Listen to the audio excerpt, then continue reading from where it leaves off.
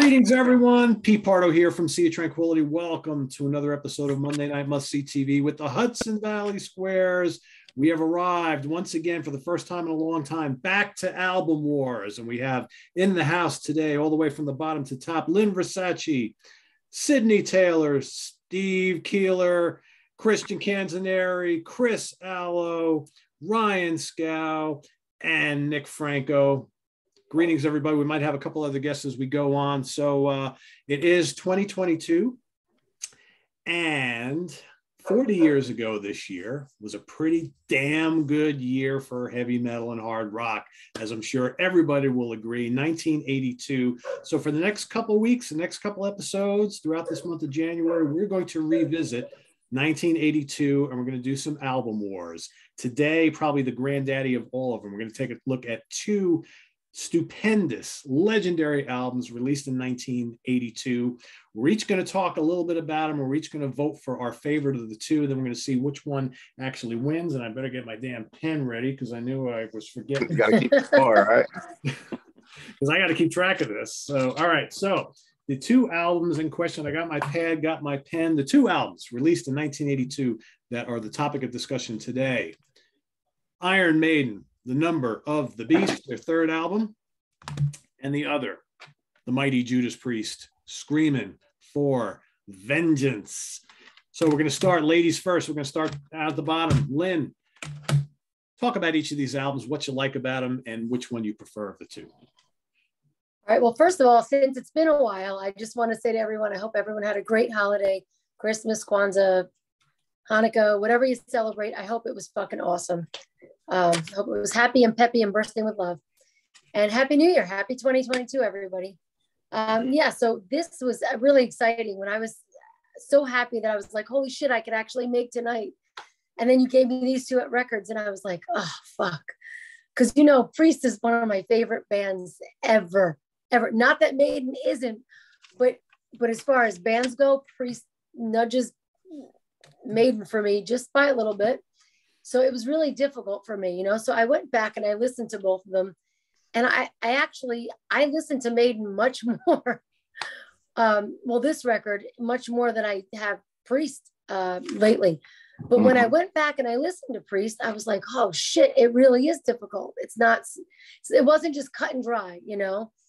I mean, I do have a winner. My winner would be Maiden, Clive Burr. Wow.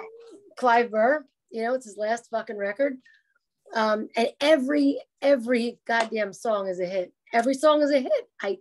From Invaders to The Prisoner, 22 Acacia Avenue, which when I went to California, I actually found the fucking street. I'm pretty sure that it was not even the street they were talking about, but I did find an Acacia Avenue in California. So I thought I was cool. Like a big dork, I took a picture in front of the sign. But yeah, Number of the Beast, Run to the Hills, Gangland. I mean, the beginning, those drums are killer.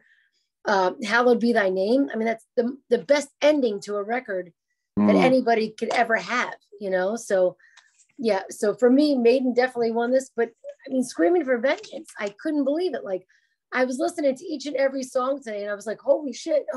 So Take These Chains. And I remember like back in the day going out dancing with the girls, rock and roll night, you dance. And again, I think it's most girls that were like me, like this record a lot because we were able to dance to it. You know, most guys cut and dry. Like I asked a bunch of my guy friends and they were like, are you fucking kidding me? Maiden, hands down. That Priest record sucked. And then I was like, fuck, I'm listening to all these songs. I'm like, it didn't suck, you know? Like, I mean, Fever is a sexy song. I don't care who you are. Like if you're a chick and you're dancing to Fever, think it. Fever, you set my soul on fire. Fever, you fill me with desire.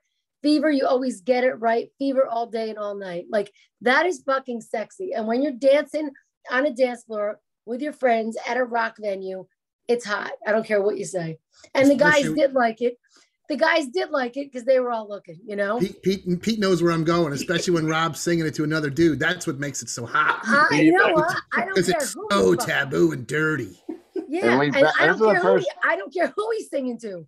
We were thinking it, Chris said it. Yeah, and that's cool though. But it doesn't matter to me. Like I don't judge. Hey, let him sing it to five dudes, you know? So it's I'm mouth to mouth, baby. Fever. Don't matter. Fever Yeah, is no I don't longer care. I don't about care who getting he's a singing flu to. or a COVID. Fever is about sexy. We've learned it tonight. It's sexy. It is a Fever's sexy sexy. song. It Maybe is. next It is time you catch a little fever, just think, man, I'm sexy right now. Well, if you're singing that song anyway, but yeah, even though as I went down every song from that record and I was like, holy shit, it's still Maiden hands down. Wow. I can't, there's nothing you can do about it. Clive Burr's last record and every hit on that Maiden, every song is a hit. You can't, so Maiden, I have to go Maiden. Well, Michael, I know you're watching, Michael. So just 2 minutes, not even 2 minutes into the show, and Lynn drops an F-bomb, and the only guy in the band she mentions is the drummer. Make sure that's in the takeaways from tonight's episode. So, well, I can't help it. I know you can. Sorry. It's a sickness in my defense. It's a sickness. Fever and sickness. No, fever and drummers. There's don't a know. theme. You got drummer fever, man. Yes. It is All right. what it is. Sydney, what do you got? All right. So I mean, overall, it was definitely a bit of a challenge, obviously because these are such great records, but I thought about it for a couple minutes, at first, and I was like, for me, the answer kind of came, quickly. I had to go with Maiden. That album, I gravitate towards that record a lot. I listen to that album a lot. I've heard it a lot, and I am okay with listening to it over and over again. Just one of those albums to me. Like Lynn said, almost every single song on that album is notable and is just great. Just the start of that album, Invaders, it's just like it's so good. And Hallowed Be Thy Name, despite me learning it's one of the more popular Maiden songs as I became a fan. When I first heard that song, when I was getting into metal and rock and everything, I mean, that was my favorite Maiden song for a long time. It still is right up there for me. And just Bruce Dickinson's vocal performance on that is just incredible, and just the hooks and the riffs and everything. And that being said, I mean, I love the Judas Priest too. Screaming for Vengeance is, one of their biggest records to me, one of the most classic records from them. Electric Eye is one of my favorite Judas Priest songs. It's overall a great record. I don't know if I would say it's my favorite Judas Priest album. Yeah. For me, British Steel is just as classic and, maybe even a little bit better to me. But I still love Screaming for Vengeance. It's still a fantastic record, but I think for me, just looking at the matchup, I will always kind of gravitate towards Maiden more. And that's just the one that I listen to all the time. And it was a pretty easy answer for me. So, yeah. Maiden 2, Priest 0. Steve Keeler, you going to change that at all? No. I don't really know. I don't. Let me explain, and then we'll figure it out. Let me explain. No honorable mentions now. 0 and 1. He's got a dozen of them, Chris. He's got a fucking lock and load. There's no honorable mentions because it's only about 2 albums, guys. You guys can find some door. You got just teasing you. He's fucking with you, Ted. Ted. Ain't no Ted here. Oh, it's from a movie. My name's Steve. You thought I was Ted Nugent? No, it was from a movie. Anyhow, I didn't see the movie. But anyhow, yeah, I listened to both the albums, of course. I've listened to the Iron Maiden album and more than I've listened to Judas Priest Screaming for Vengeance. If this was Stained Class, it might be a tougher decision, but there's no way I go against an album that has Invaders, Children of the Damned, 22 Acacia, of course, Beast, it's a little played out. Run to the Hills, a little played out. We've heard it a million times. And one of the best metal songs ever. If it's not Children of the Damned, Hallowed Be Thy Name. And they're all on the Number of the Beast album. I'm going, so it's Iron Maiden with me. Iron Maiden with me. And of course, Screaming for Vengeance. The song Screaming for Vengeance is blistering. Electric Eye. And the intro going into it. Riding on the Wind. Some of the songs on there I don't think hold up to some of the Maiden songs. So that's why I'm going to give the notch to Iron Maiden. Even though if we're comparing the last 2 albums, I know who's going to win. Iron Maybe Maiden. I'll be on a different episode. But anyhow, I'm going Maiden, and I had a couple guests on a show on the Rock Fantasy Files. We had Mantis from Venom, and we also had Tony Demolition Man, and they both picked Judas Priest. So if you're going to count them, we got 2 votes for Priest for my guys. Wow. You gotta Okay. count Venom. You gotta count the Venom guys. You got to count the Venom guys. They would love to come on, but it's like 1 a.m. over in their place now. So. All right. So we're gonna do that. So we got 2 for Priest. I yelled out screaming immediately when I asked them, joking around. Okay. And I see he's making his way in, but I see we also have from the Rock Fantasy Files, none other than Mr. Inquisition himself. I mean, Mr. Incantation. Sorry. Inquisition, That's another band. Hey, What's up, John, John? what's going on? Haven't seen you in a while. How you been? hey. Good. Yeah, How you doing?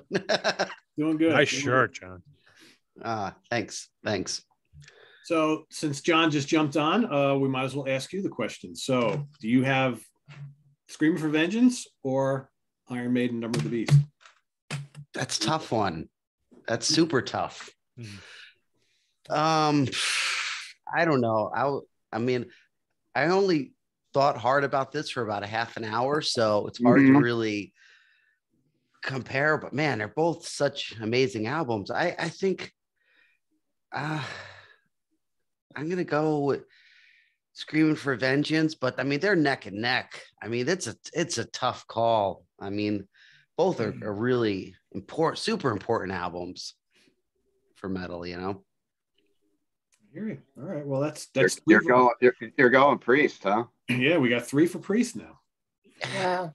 Yeah, but it's tough. I mean, Incantation and Venom are so far rooting for Priest. But I mean, it's close though. I mean, Number of the Beast is a close one, so it's not a clear win for me. Okay. Slight victory. Our center square, Mr. Canzoneri. All right. Like many of you, I went back and listened to these over again, and I whipped out my records that I've had since I was a kid. Nice. Thank God it was Your old records. copies here. And I put on Screaming first, and I was like, let me listen to this like I've never heard it before, and Hellion Electric Eye come on, and I'm like, I'd forgotten what a kick-ass guitar solo Glenn did on Electric Eye. Yeah. And Riding on the Wind had killer solos in it too. And, I'm listening to this and I'm just like, damn, and so I went through the whole album, and what got me is like the production on this was so influential. You weren't hearing like all these chorus sounds and all this like sort of modulation in the background. And, you were by 3 years later, all the big hit metal records are having sounds like that on there. You mentioned Fever earlier, and, besides the hot man-on-man love that was going down in there. Oh. Those guitar I was tones, not thinking of that, but I don't, I totally was. but the guitar tones on there. I mean, I'm listening to that. I'm hearing Whitesnake's 1987 album, sort of, came from that. But I dug it, I was like, all right, I remember this very well. And then I put the Maiden album on, and I'm like, you know what? I never stopped listening to this album. Yeah. All these years, Same. and I got to go with Maiden. Nobody's mentioned The Prisoner yet. That might be my favorite Maiden tune. And I'd say Screaming is probably my favorite Priest tune, but overall, I think the Maiden album's stronger track by track. So I'm going with Number of the Beast. Cool. Okay. Nice. Cool. We got 4-3 now. Mr. Allo. All right, this was a tough one, Pete. When you sent this over, I mean, I know I've said it on your show before. I love both bands pretty equally, and I've often said if you put a gun to my head and said Judas Priest or Iron Maiden, I would probably say just pull the trigger. Oh, I'm not sure if I could Yeah. if I could pick. Wow. But then I thought, all right, well, let me see how many copies I have of each. I know I have them both on tape and CD, but I wasn't looking for them, but I have them. Now I'm like, all right, I got both of them from the 80s. I'm like then I have the Maiden, the 1995 Castle double disc. And then I have I think this is like 2005, the enhanced with the slip cover. yeah. Ooh. And then for Priest, Fancy. I got the I think it's 2008 remaster that I had Tipton, Halford, Downing, and Ian Hill sign. But I have a weird thing. If I have like a comic book or a poster or a record that somebody signs, I need a clean copy. So I had to buy another one to have it clean. And I know I have that 30th anniversary version that has the Us Festival, the DVD, but I couldn't find it. I even had my friend Sean help me find it. Couldn't find it. But anyway, man, these are both killer records. It's really tough. I did sit down and listen to them like everybody else, and try to compare record to record. And man, it's really tough. I mean, you can't really go wrong either way. But one thing that I kind of was getting hung up on was, and nobody mentioned this, the newer versions, the newer pressings of Number of the Beast include the song Total Eclipse, which is one of my all-time favorite Maiden songs. I mean, and that should have been the B-side. You know, they were teetering on that being the B-side instead of Gangland. Well, it was the B-side, yeah. Oh no, they reversed Including that. it on the album. Yeah. It's strange though, it wasn't on the Reverse album. It's that. such a They good wanted song. Right. It's such a strong track. But I was like, I love that song. I mean, it's one of my all-time favorite Maiden songs, but I'm like, listen, it's not on the original album, so I'm disqualifying it.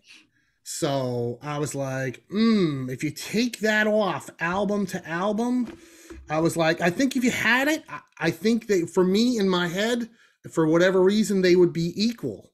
But without Total Eclipse, I'm just like, I mean, I love the whole record, but yeah, I'm going Screaming for Vengeance. Wow. I love both records. Blew me away. I don't think you could go wrong with either. But yeah, I don't know what it is. When I played both of them back to back, I found myself playing a little more air guitar. Like Christian was mentioning the solos and stuff, and I found myself singing along a little more to Screaming for Vengeance than I did The Number of the Beast. But it was great to listen to Number of the Beast again because I hadn't heard the actual album in a while, and I know myself personally, I'm kind of sick of hearing Number of the Beast, and I fucking hate Hallowed Be Thy Name live in concert. No. But here, I'm sick of that fucking song. Are you dead inside? I'd much rather hear Total Eclipse than Hallowed Be Thy Name for the You'll millionth never hear fucking that time. live. But to hear the studio version again, I was like, wow, this is really a great track. So I mean, obviously, and it's very popular. I see why they were always playing it live. But anyway, long story short, record to record, it's really close. But yeah, I'm going Screaming for Vengeance. Nice. 4-4. Boy. I tell you, Screaming for Vengeance did have me moving more. Maiden had me headbanging more. Yes. A fever song. Maybe. It might a tight race. All right, Mr. Scow. All right, well, I'm the only one here that can say this. I was born the year these albums came out. I think I'm the only one. That so I get to hold that over all your heads. That doesn't true Scow over both albums. Scow. Cool. Yeah. So as it worked out, it just by chance, when I was first getting into metal, buying albums, these were the first albums I bought from both bands. Wow. And it's hard to remember, but I'm pretty sure these two were the first kind of classic 80s metal albums I ever bought. Like before I had anything from Dio. I had some Sabbath albums. That's obviously going to the 70s. But when it comes to classic 80s metal, I'm pretty sure these were the first two I ever bought in my life when I was 15, 16 or whatever. So there's a huge attachment to both of these albums. So picking them was kind of tough. I found that over time, when it comes to Priest, as I bought more of their stuff, got into them really, over the years, I listened to the 70s stuff more today, like Stained Class, Sin After Sin, Sad Wings. That's my favorite era of Priest. But that said, I do fucking love this album. It's because the first Priest album I ever bought. I've had it for so long. I don't know if anybody else thinks this. I've always thought this about this album. It's the same thing that I think about Defenders of the Faith, their next album. Not that side A is a lot stronger than side B. Side B is good. I think it's better on this than Defenders. Obviously, you got Screaming for Vengeance, the title track, Fever, and Devil Child. Good songs, great songs. side A on this album, I mean, it's like one of the best side A's in metal. You know, obviously the opening tracks, Riding on the Wind, Bloodstone, and Take These Chains is probably like my favorite metal ballad. If I had to pick one, I'd say it's my favorite ballad. It's just freaking amazing. Good tune. But Iron Maiden is my favorite band. And this is my favorite lineup of the band because it's the only album that has Clive and Bruce, you know, only for that one time. So Clive, you know, Nico's a great drummer, but Clive was always, to me, the best drummer in Maiden. And Bruce, this to me was Bruce at his best. He was just total unhinged power, you know, was brand new in the band, wanted to make his mark. And it still had a little bit of that more, I don't want to say really like punk sound, but like the more up-tempo, like galloping sound from the first two albums. And then as the 80s went on, they got a little more, you know, Somewhere in Time, Seventh Son, a little different. But this album kind of still had that piss and vinegar of the early stuff. So, yeah. And every song on both albums is amazing. So Chris is right, Total Eclipse. I've got a bunch of CD versions that have it, but obviously the old vinyl versions do not have Total Eclipse. Where's the track? Oh. You know, and it's a great song. It's a really, really good song. So I won't subtract points for it, but yeah, if you listen to a version that doesn't have it and you're kind of used to hearing it a lot, you're like, ah, man, you know, it's just a great song. But Yeah, my there's vinyl. not a weak song on either of these albums. Right, There's not a either. single weak moment. Every song on every album is amazing. Mentioned the production on Screaming for Vengeance is a great sound, but to me also like this and Power Slave is my favorite thing that Martin Birch ever did. And Martin Birch did a ton of great sounding albums with Maiden and with a lot of other bands. But this and Power Slave, just the way everything comes together, the sound of the bass, the drums, the guitar tone, the way it's all mixed together, it's fucking perfect. So I'm going to go with Iron Maiden. And I know I'm wearing the shirt for Screaming for Vengeance, great bootleg shirt, but I actually don't have a shirt for Number of the Beast. Maybe I should fix that. I do have a lot of Maiden shirts. It's But yeah, I'm going with Iron Maiden. And so I know Lynn looked for Acacia Avenue in California. I looked for it in London and I could not find it. And the song even says when you're down on the East End. So I was on the East End and I was fucking looking for it, and apparently it doesn't exist, or they renamed. Well, if you go to California, you'll find it. I was there in 1992, and there is in 1992 there was no 22 because they had renumbered the street. Okay. Because Oh, so yeah, many you said people that. had knocked on the doors. Did you find Charlotte? Yeah. The fuck? Chris, did you find Charlotte? We talked to a local, and know they Charlotte. were like, "Yeah, you can't find." They showed us which house it actually was, and Yeah. I forget the number now. I took pictures, but Did it's you like knock on the door? no. Yeah. Did you ask? Oh Can my you God. imagine? It was like 26. Now maybe they renumbered it again, maybe to make it even more confusing. That's But hysterical. I flew to England to see Sabbath in '92, and went to the East End to look for number 22 Acacia Avenue, and yeah, Couldn't find it. 22 had been Now, renumbered. could you They're imagine? knocking on the door. What do they like? What do they expect to find? Like, hey, Janet Rossi, there was a whore in Lynn, Far. they want to find Charlotte the Harlot. Right. Like, That's what Nick was saying. Listen, she's only asking for 15 quid. That's like 22 bucks. Everybody's got that. Tell her that you know me. well, listen, Can you times ima- are tough these days. I bet you could find someone for 15 quid these days. But Oh, could you can imagine tell her if that you know were me, someone might that even was? get a shrink. Could you imagine if you were? Could you imagine if you were renting out that apartment and here Oh, we go God. again? It's 3 a.m. The doorbell's ringing. There's a bunch of drunken metalheads out Is front. there anybody named Charlotte here? They keep asking for Charlotte. Is this where the Iron Maiden song was written? Paging Charlotte. Do you know that Maiden record was recorded and produced in 5 fucking weeks at Battery Studios? 5 weeks, that's it. And it's that good.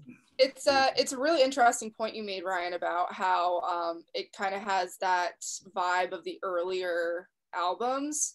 And now that I think about it, like that's probably my favorite album with Bruce. And I love the Diano like era, the style of the songs, but Bruce is probably my favorite, obviously my favorite main vocalist. So that's a really interesting observation that I never thought about before, of how it kind of has that energy and vibe of the band at that time, but with Bruce. Oh, it does. I'd Yeah, argue so- that Peace of Mind has that as well for me. It Anyway. does. Yeah. Yeah, A little I less. agree with that. Yeah. I think Peace of Mind's better actually. Number I of agree Beast. with that. I love Peace of Mind. Yeah. Another amazing album. I They're all agree. they're all so freaking good. You celebrate the whole catalog. We do celebrate the whole fucking catalog. Thanks, Michael Bolton. So it's I'm a 5 fan to of 4 the band's Maiden. entire catalog. What's that? Five, It's 5-4 Maiden. We've got Nick, myself, and then Butch's pick to go. So we'll see. All right. I think I have a feeling where this is going here. So Nick, Come Nick, on, Nick. you know, I wonder what he's gonna pick. I wonder. yeah, I wonder. Yeah, I'm nothing if not boringly predictable. Yeah, of course it's fucking Maiden. And I think the difference between me and some of you guys here is that it's not even close for me. It's not even close.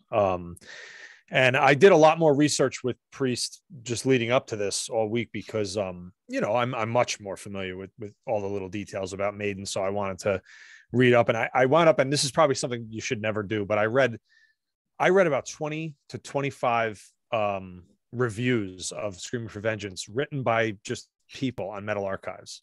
And some of those crack you up because there's people that'll just shit on something straight, or they'll, praise it, whatever. And I took away from it that, most people felt that Priest was, this was their 9th album. And they were getting back on track after an album that was not as well received in Point of Entry. And yeah, for that, they get a lot of credit. They got back on track, and you cannot deny that, Screaming for Vengeance and Electric Eye are totally awesome songs. And nobody's mentioned, I know because it's so overplayed, but You Got Another Thing Coming is, I can still get excited and listen to that anytime like that. I'm not tired of that song. That guitar riff in that, when it's just coming in, it's just such a badass song. So I don't think, I don't think that's like overplayed or anything like that. Just like I don't think Run to the Hills, even though I know everybody's sick of it, I think that's phenomenal. Yeah. But what I will say where Maiden diverges from, and this is their 3rd album, they're on the come up. They just got Bruce, their career still, it's about to unfold to this crazy level. And I mean, I look at the 2 albums, and I'm trying not to have my Iron Maiden bias in there, but there's nothing on that Priest album that even comes close to Hallowed Be Thy Name. Nothing. Like it just doesn't, and that's probably not what Priest was trying to do. They were trying to write more straight ahead rock, so I guess that in that way to compare them is unfair, but just in terms of the effect that it had on me when I heard it, Number of the Beast is like a world opening to me, and it's still opening all these years later. I can still listen to this with the same sense of freshness that I had when I was 15, 16. A lot of people don't like the song Invaders. I don't understand that. That song that grabbed me by that song grabbed me by the throat. The lyrics, all the battle stuff, and it was like a Viking song, a song about Vikings, right? So and then if you throw Total Eclipse into it, because I never had that when this Capitol Records one didn't have it. And it was only a few years later when I got some other versions that I even heard the song Total Eclipse. I was like, oh my God, the song's amazing. So overall, even though Screaming for Vengeance is incredible and does have a phenomenal production and really, really unbelievable tone that sounds, show me some young ass band that can sound like this now. You know what I mean? That has better production. I can't imagine being present and conscious for both of these things coming out in 1982. That must have been incredible for you guys that had that. But yeah, man, Number of the Beast. Were you not born yet? No, I was 6 years old. Oh, okay. Yeah, I was watching Bugs Bunny and Tom and Jerry. In 1982, I was listening to Michael Jackson. That's what I was listening to. Oh, nice. 1982, yeah. Hey, I like Michael Jackson. Yeah. Michael Jackson 1982 was amazing. But I was -17, so I'll just -17. Yeah. Nice. Thanks for that, Sydney. Thanks. -17. Cool. By tomorrow's temperature. Yeah, now I really feel like an old hick. And I love The Prisoner as well. I think Christian mentioned The Prisoner. The Prisoner is just, I remember what I felt like listening to that in 16, at 16, 15, whenever. I was just like, oh my God, you are number 6. Oh, dude, it just I'm not the number out of it. I'm not the number. Yeah, and it's not even close to my favorite Maiden album, and yet I love it that much. So Nick, will you do one song in Maiden karaoke from the album for us? Ooh. I don't think you want that. There's no instrumentals on here, right? If there was an instrumental, maybe we do. You don't have enough alcohol in you yet. I was just wondering, did anyone bring up the Hellion intro? I mean, that's one of the best metal intros ever. Totally. For sure. I mean, Killer. every time I hear that, I just feel like proud to be metal. You know, Yes. it's like it just has that vibe to it. I don't know. I didn't know if anyone brought that up. So I got Yeah, really I late. mentioned right before Electric Eye that song that's the intro. It's just paves that. You can't listen to Electric Eye without the Hellion, I don't think. Oh, it's illegal. No, they go It's together. straight up against the wall. It's clearly Cops illegal. come to your house and fucking arrest you. They It's funny may. that Maiden didn't do intros very much. Like they did it on the prior album, right? They did the Ides of March. How many other? Also fucking great. Yeah, but they usually just like jump right at you. You know, Invaders jumps right at you. Prowler jumps right at you. Now they do 4-minute extended. Well, I was just going to say, now there's an 18-minute intro to a And 28-minute an outro. song. Yeah. No, Let's leave that on the yeah. back burner for now. Yeah. But no, but it's just a funny thought. I wonder if that was in their minds then. Like, you know, like intros were more popular back then, maybe. Well, I'd Because argue the Invaders Priest could have done was it more. You know. Yeah. Priest proved they could do it really well on this one. Plus, Vincent Price is on Yeah. on the Maiden record. That's why he gets the win. That alone is like, this is badass. Yeah. There's your coalition between Michael Jackson and Iron Maiden tonight. Vincent Price. That's a difficult combination, Steve. I can tell you which one sold more copies, though. That's a fucking easy one. But The Michael Jackson Vincent Price song, yes. Thriller, yes, we know that one. Mm-hmm. So 6-4. So 6-4 in favor of Maiden. I'll go now and give you Butch's pick because we already know his pick. We already know his pick. Let's talk about this one first. So I bought this when it first came out and was massively into this album. And I'll agree with a couple folks talking about the production and the fact that this brought Priest back to really, really heavy stuff. You know, Point of Entry is a good album, but that's pretty light in my opinion. And to me, this was getting back to what Priest did really well on the earlier albums. And I really love this a lot. Saw them on this tour, and I still really like this album. However, and what's interesting is, well, before I do that, let's go to the next one. This is classic. I mean, this is consistently great from start to finish. Some of my favorite Maiden songs of all time are on this album. 22 Acacia Avenue is my favorite Maiden song. Hallowed Be Thy Name is legendary. All the other songs on here are great. Yeah, a couple of them we've heard a million times, but they're still pretty good. Great production by Martin Birch. Love the album cover. It's iconic. I will argue that there are a couple of songs on this album that might be as strong, in my opinion, as anything on Number the Beast. Hellion, Electric Eye, and Riding on the Wind and Bloodstone. What a great way to start off an album. Yeah. Absolutely. Incredible. Totally. I don't really give a shit about Take These Chains and Pain and Pleasure, to be honest with you. Yeah. I love Screaming for Vengeance. Love it. Title track. I Never Need to Hear You Got Another Thing Coming Again, and I really have never been a big fan of that song. Fever's pretty cool. Devil's Child, I could take or leave. So for me, even though there's a couple of tracks on here, a handful of them that might be as good as anything on here, I find this album just consistently better start to finish, and I don't need to skip anything on this album. So as much as I love this, for the reasons I just gave, I'm going to give the win for me to Iron Maiden, just because I think top to bottom, start to finish, it's just, to my ears, it's just stronger, and I still want to hear all these songs. Whereas on here, I'm still kind of like, there's a couple tracks I don't need to hear. So, so Maiden for me. And Butch also picked Maiden. So we've got Maiden wins here today. 1, 2, 3. Winner, 4, winner, 5, chicken 6. dinner, Iron Maiden. 8-4, Iron Maiden wins this particular battle. And now if we could just go around, everybody give a rating for each of these albums on a scale of 0 to 5, 5 being perfect, 0 meaning sucks. You can do 4.5s, 3.5s. How would you rate each of these albums on a scale of 0 to 5? John? I would say, comparing them to their own catalog, I'd go about a 3.5 for Maiden and a 3.5 for the Priest, because I think they're great albums, but I think both bands have better albums than that one, each one of them. Okay. Lynn? Oh, sorry, my dog was barking. I had to put me on mute. She's barking. She's mad. She wants to come in the room. What album did she pick? Yeah, what one did she pick? Maiden. She picked Annoying Fucking Animal album. That's what she picked. So I don't know. Are we comparing them to other records? Because I mean, if we're just comparing them to each other and giving a number, I would say Maiden's a 5 and Priest is like a 4.8. That's comparing them to each other. So I mean, that's for me. But I think if we're comparing albums to their own catalog, I'm going to go with probably a 4.5 for Maiden and probably a 4 for Priest. Okay. Cool. Sydney? This is really hard.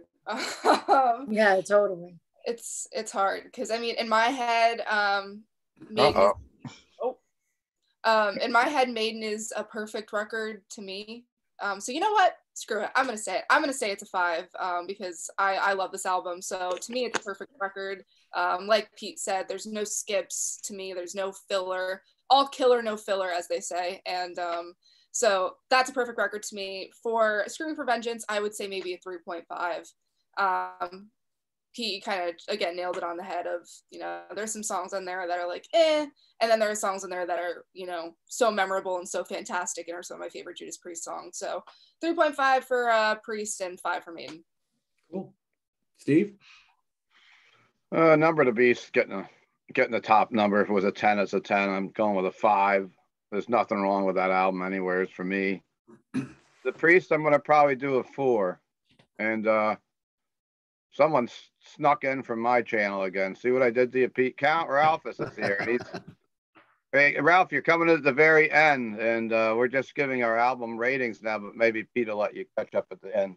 Yeah, Count. So why don't you let us know which one do you like more, and how do you rate each one 0 to 5, 5 being perfect? Now? Yeah. Turn the fire. They're both 5. They're both 5s. If you've seen my room the year that these albums came out, that was all that my room was posters of Screaming for Vengeance and Number of the Beast. They're both unbelievable albums. I have to give it to Number of the Beast a tiny bit over Screaming for Vengeance, but it's so close. I love both albums, both classics. You know, that's it. Did you like your shirt, Ralph? Do you have the interesting prop you were talking about, Ralph? Oh yeah. Yeah, nice one. I got that too. Who got that one? Who's got this shirt? I saw them at the Chance, the McBrain Damage thing. I just saw Oh your yeah, shirt. that was awesome. Wasn't that was unbelievable, right? Yeah. Seeing McBrain 5 feet away, playing all the classic Iron Maiden songs like that. I hugged him. You don't got this shirt though. No, sir. Nice. On one side, and Parking lot's favorite. Oh, there you go. I actually do have that shirt. God. I actually do have that shirt. You have it, Lynn? I do, except it's blue and black. That's amazing. Wow. The sleeves are blue. That's We need fucking awesome. We need to see a picture of you in that one. You know what? I have a picture of me in it. I will find it. That'd be great. So what show did you get that from, Lynn? What one did you attend? Oh God, I was fucking like 10. I don't remember. You don't remember what venue? Okay. No, I don't remember. By the Garden, that was right? her first show ever on a different episode. She said that was her first show that she went to. Yeah, I was like, okay. my brother took me. My brother had Eddie from Iron Maiden on his hockey helmet when he played. He was a cool. big Maiden head. Your brother is now my favorite person. Maiden hockey. Great, I'm out. He's in. Cool. Yeah, Ralph knows a lot about the channel. He'll because he watches every week, and Ralph is also a resident of Hudson Valley, a longtime customer of the store. That's introduced Ralph Tambora to the right episode. on. Well, Ralph, And you got to Ralph- save that shirt, man, because that is a relic. Yeah. Holy shit. I have no Probably mind worth- from that era. What do you think that would go on? What would that sell on eBay for right now if you put one up, Leonard? Minimum 350. Yeah, I was going to say a couple I'd hundred. say Okay. 350 to 5. Oh, yeah. Get out. Lynn's Yeah. selling her It's an shirt, original. guys. I'll go for 100. Listen, and Ralph and Candy's collection is unbelievable. And I don't know what they Holy shit. do, but they're all in unbelievable condition. You know, Mhm. no matter what collectible we're talking, condition is everything. And I mean, the shirt Ralph just showed looked fucking unbelievable. And if anybody has one of Wow. those shirts, maybe send one to Sydney because I'm sure she'd want one. Yes. Yes. Very cool. All right, so well, that your vote makes it 9-4 Maiden, so it's even bigger margin. Damn. So, all right, Center Square, Chris, what is your rating of both of these albums? Geez. Well, I love them both. You know, I thought about this. This is the first album by each band that I owned, so they're special. I'd probably give Maiden a 4.5. It's not my favorite album by them now, but I still love the fucking shit out of it. And I'd probably give the Priest a 4. I really hadn't heard much else by them when I got this album, so it's kind of like imprinted on my brain. This is what Judas Priest sounds like, and I kind of compare every other album to that now. So yeah, I'd call that a 4. Maiden 4.5. Cool. Our other Chris, Mr. Allo. Yeah, like Chris said, and like Ryan said, and a couple of others. These were the first two bands, the first two albums I got by each respective band, and yeah, it's definitely, I always think about that when a new record comes out. But yeah, I think they're both great records. I'm giving 5 to both of them. Okay. Nice. Cool. Ryan? Aye. Well, I'll tell you, yeah, like I said, this is the first album I got from each band. Number of the Beast, it's still my favorite Maiden album, not by a lot. Power Slave, Peace of Mind, Somewhere in Time, Killers, it's like, it's close. But Screaming, it's not my favorite Priest album anymore. The 70s stuff is definitely my favorite. Like Staying Class is probably my favorite Priest album. But obviously, it's still good. So I'm going to give, to the Priest, I'm going to give 4.5 because it is good. And the Maiden is going to get a 6.66 out of 5 because it's fucking. All right, Ryan, I'm so glad you said that because we were just doing a Venom episode and someone gave In League with Satan, or actually Welcome to Hell, the 666 number. So yeah, well, it's worth it. Push that through. I mean, it's on the fucking album too. It's the Number of the Beast. There is. There was one thing I just thought about with both of those albums, Number of the Beast and Screaming for Vengeance, is that I like their next album better than that album. Even back then, I like Peace of Mind and Defenders of the Faith better than that album, even though both of those albums I don't think were quite as big as the one previous to it. Right. That's a good point, John. Yep. That's a good point. I like Peace of Mind better, but I like Screaming better than Defenders. Yeah, me too. Me too. Yeah. Me not to. No, because that's funny when John said that, because yeah, my favorite Priest album is Defenders of the Faith. So is it my turn? Yep. Yeah, so I'd say I'd be good with a 4 for Screaming for Vengeance and a 5 for Maiden. But that's comparing it to itself. Like to Maiden's discography, I do like a couple of things better.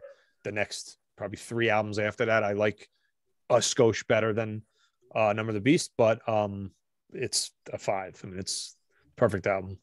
Cool.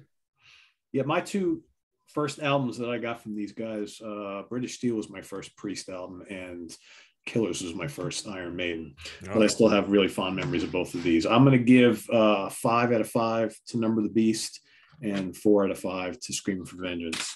So there you have it, everybody. So for all of our viewers watching, in the comments below, please let us know what your favorite out of these 2 are. The panel voted for Iron Maiden here, but we'll see what the viewers cast down below. So I want to thank everybody for watching and everybody here for contributing. We got and our special guest from the Rock Fantasy Files. So John McEntee, it's good to have you back on the channel after a while. So what's been going on with Incantation over the last couple of months since you've been here? I know you got back from a tour recently, right? Yeah, we played Mexico in December before the holidays, and that was amazing to get back on the road and play some music again. It was just so much fun, and no one got sick or anything. Everything was really great, and just really got us fired up. And now we're getting ready to do a tour with Nile coming up in February and March. So I'm a happy camper, get to go back on the road. Like I said, it's been way too long. Mexico was definitely something that I needed to just get back to playing and just feeling that, I don't know, power metal again, Yeah. You guys got any new music that you're putting together yet?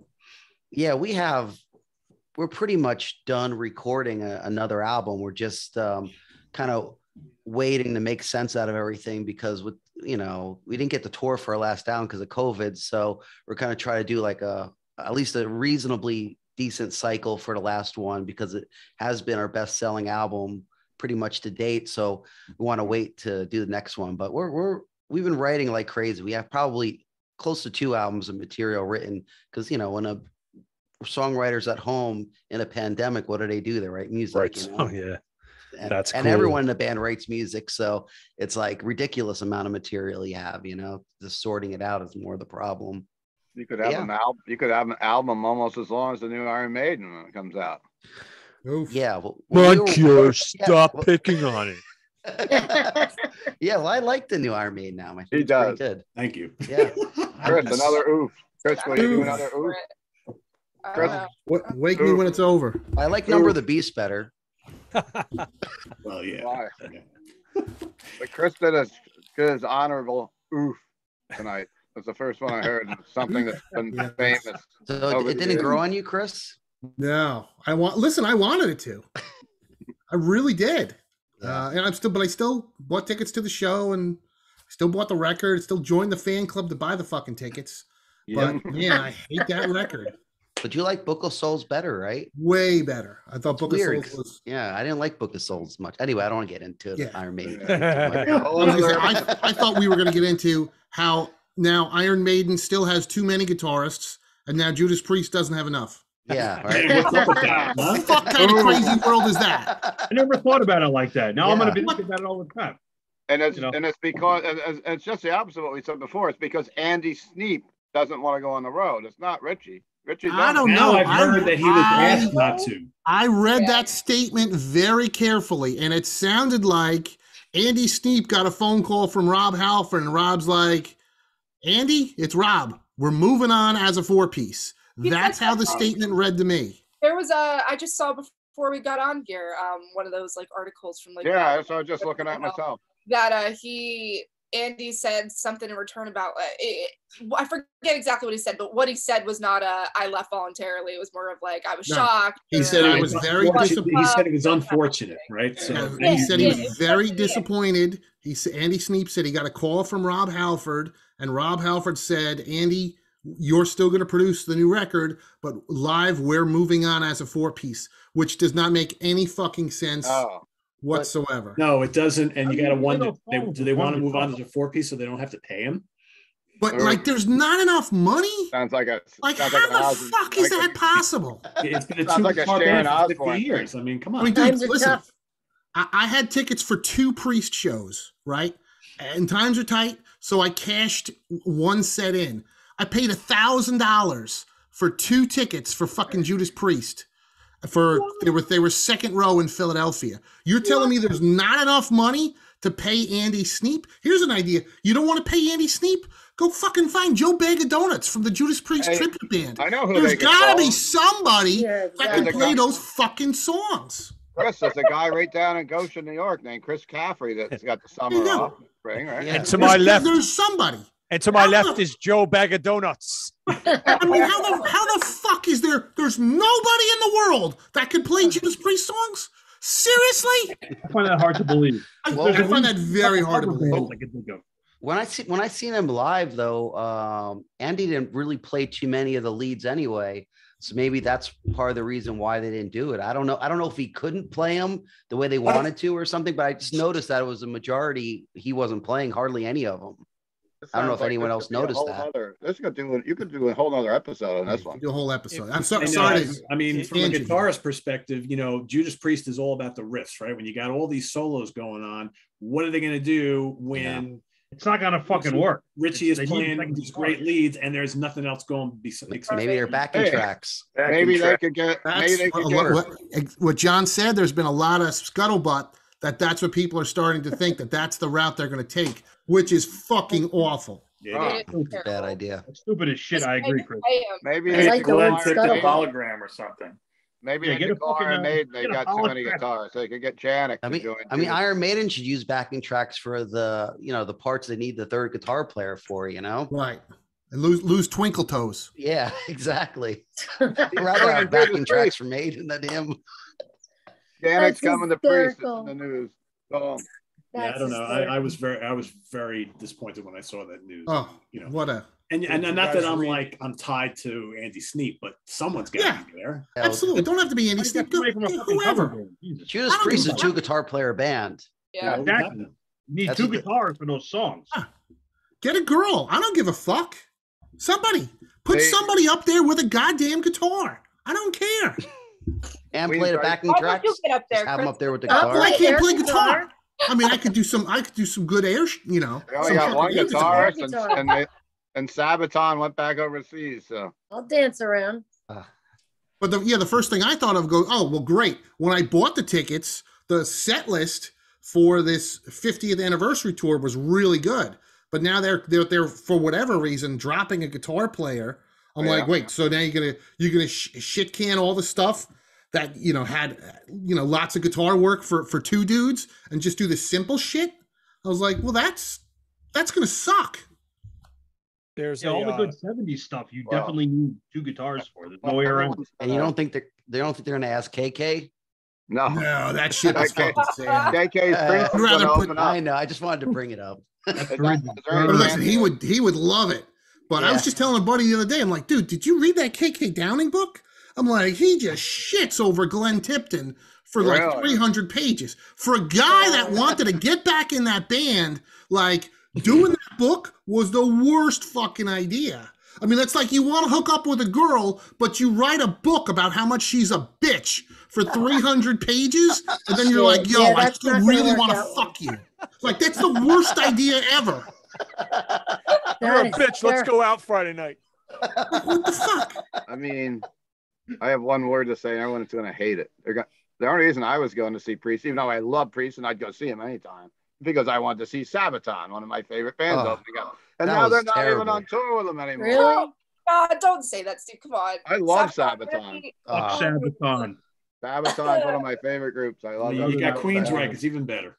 The new Yeah. Queen, There's a, the modern Queensryche's awesome. Yeah. Yeah, I just want to draw attention. There is an interview. It's about a year ago with Andy Sneap, Alan Averill from Primordial. He's got a podcast called Agitators Anonymous. He listens to this show. He's a fan. But he talks with Andy Sneap for like an hour. It was a year ago. I don't remember the details, but I know that I feel like Andy addresses some of those things about what he could play live, what his role was live. And it was like, you could tell, I think that there was, I think it would answer some of the questions we were just raising. So it's a good interview. Yeah, as a guitar player, I thought it was weird to not have the dual guitar solos, to have one guitar player play them all. It just didn't sound, the show was great. They sounded great, but the solos, it was just kind of weird to have one guitar player playing all It the was solos. mostly or most of Richie. them. Yeah, when the Yeah. couple times I saw them, Andy, And he's great. Mostly rhythm. They play like 1 or 2 leads, but it's all Richie for the most part. Here's another weird thing we haven't even talked about. So what if they decide, okay, we're going to go out as a 4-piece band, but we're going to drag Glenn out every night to play two or three songs if he's capable, and that'll be good enough, right? What, breaking the law and living after Yeah, I midnight? was It's like gonna you say, don't need he two doesn't guitar need- player shows. Yeah. I mean, All the I songs you saw don't. Priest 5 times on Firepower, and on the 5 times, there was only one time they brought Glenn. And yeah, I want to say they did Metal Gods, Breaking the Law, and Living After Midnight. And he was not doing well on stage. And that was, God, like what, 3 years ago? Three, now? 4 Yeah. years. Yeah, it was. 3 years ago, I yeah. was there. Yeah. Yeah, I it's saw sad. it. Yeah. I saw that show. So I can't, honestly, I can't see it. Him coming out every night. Yeah.